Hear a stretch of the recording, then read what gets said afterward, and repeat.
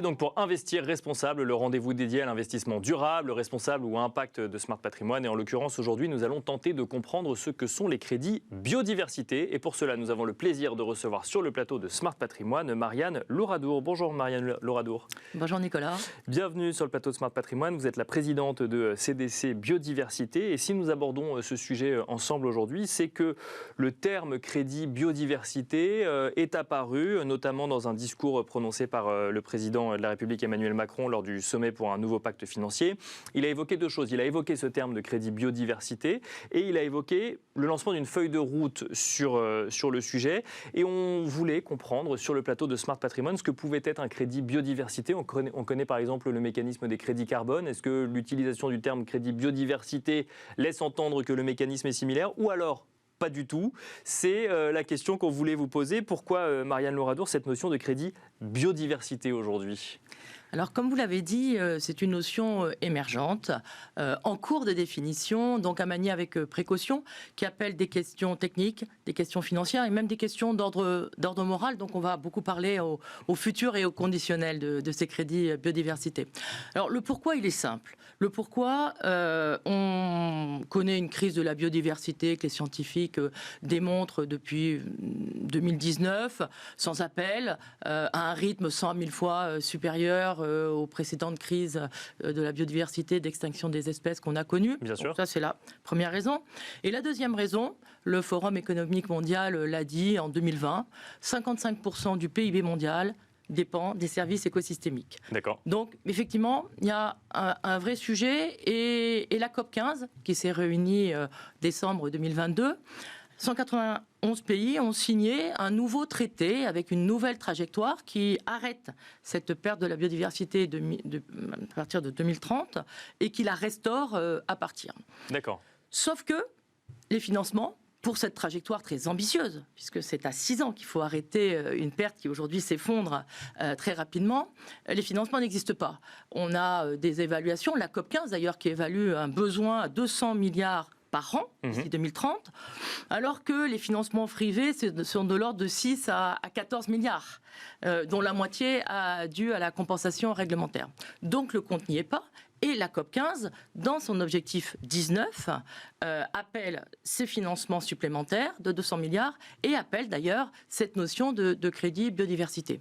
Et donc il y a des initiatives qui se développent, dont celle dont vous parlez, une initiative conjointe du Royaume-Uni et de la France, avec Sylvie Goulard et Amélie Facette, qui travaillent sur un panel de recherche sur ces crédits biodiversité et qui feront d'ailleurs une restitution de ce panel à la prochaine COP en Colombie en octobre prochain. Alors là, vous nous avez donné effectivement un peu l'agenda politique. Si on rentre dans le détail, il y a une méthodologie aujourd'hui qu'on peut imaginer, qu'on commence à étudier sur la mise en place de crédits biodiversité?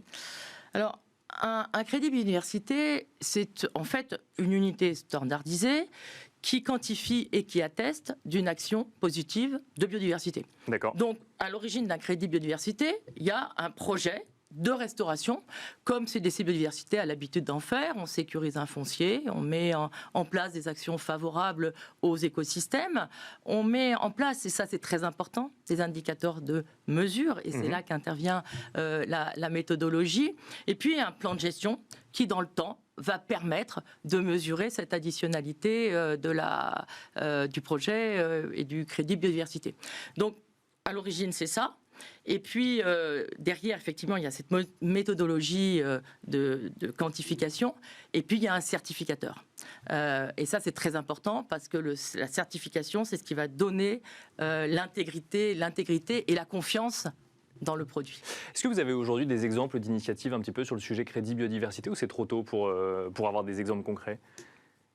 Alors, effectivement, là, tel qu'on conçoit aujourd'hui, le crédit biodiversité volontaire, basé sur la restauration d'écosystèmes, il n'y a pas beaucoup d'initiatives. On peut regarder dans le temps et trouver dans les banques de compensation américaines, par exemple les Mitigation Bank, cette offre avec des premiers crédits biodiversité, mais qui étaient sur mode réglementaire. Aujourd'hui, donc, on est sur du volontaire. Il y a des initiatives à l'international. On a trouvé, il y a une banque suédoise qui a été acheter des forêts scandinaves pour les restaurer. On a des initiatives en Colombie avec Terrasos. Puis on a une initiative en France avec la loi Industrie verte d'octobre dernier, qui crée des sites naturels de compensation, de restauration et de renaturation, avec à la fois une offre de compensation réglementaire, mais aussi une offre de renaturation volontaire pour les acteurs, les investisseurs qui voudront, sans avoir une obligation, aller acheter ce type. Et on peut quelque part dire que la France vient aussi de créer les premiers crédits biodiversité à travers cette loi. Justement, pour bien comprendre, demain, qui sera concerné par ces crédits biodiversité lorsqu'effectivement on aura un peu plus avancé sur le sujet recherche et méthodologie ?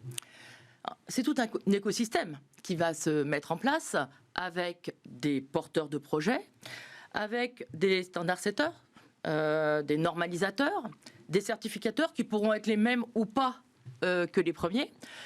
Toute la place du régulateur, de l'État, de la puissance publique, quel rôle il va jouer sur ces marchés. Et puis derrière, évidemment, des acheteurs qui créeront la profondeur du marché. Et ces acheteurs, ça sera des entreprises et des institutions financières, très probablement. Dernière question, est-ce que le sujet de la valorisation de ces crédits est un sujet qui est traité dès aujourd'hui ou on verra ça quand effectivement les crédits auront été créés ? Oui, alors, la valorisation est évidemment au centre de toutes les initiatives actuellement. D'ailleurs, à CDC Biodiversité, on a mis en place au sein du club BKB+, qui invite tous les cabinets conseils, les institutions financières et les entreprises qui veulent travailler sur leurs mesures des risques et de leur dépendance. Donc, on a créé une initiative vraiment d'observation et d'analyse pour voir ce qui se passe. Et sur cette valorisation, on voit qu'il y a le sujet d'abord de qu'est-ce qu'on va valoriser. Est-ce qu'on va rechercher plutôt un gain écosystémique ou est-ce qu'on va rechercher plutôt des pratiques favorables à la biodiversité et plutôt du coup des services environnementaux. D'accord, les moyens ou le résultat quelque part. Exactement. Oui. Et puis, bien sûr, en matière de valorisation, il y aura le sujet de la métrique qui va être au cœur du sujet. Donc des métriques de calcul d'abondance d'écosystèmes, comme la MSA, Mean Species Abundance, dont on a parlé une fois sur votre plateau, peut être utile à analyser, à quantifier avec peut-être d'autres métriques les crédits biodiversité. En tous les cas, ce qu'a la MSA de grand avantage, c'est qu'elle parle déjà aux entreprises et aux institutions financières, puisqu'elles ont déjà fait leurs mesures d'empreinte avec cette mesure.